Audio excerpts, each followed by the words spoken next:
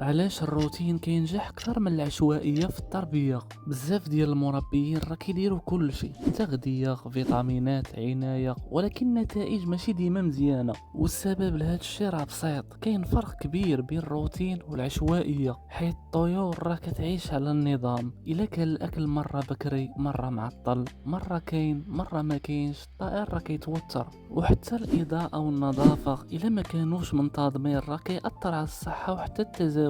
وبالنسبه ليا الالتزام في روتين معين راه كيعطي للطائر راحه نفسيه، مناعه اللي قويه، وانتاج اللي مستقر. اما العشوائيه فراه كتخلي الطائر ديما مضغوط. وحتى انت كمربي ملي كتخدم بروتين راه كتقدر تلاحظ اي مشكل بسرعه وتصلحه. وكخلاصة لهذا الشيء، النجاح في التربية راه ماشي في الكثرة ولكن في النظام والاستمرارية.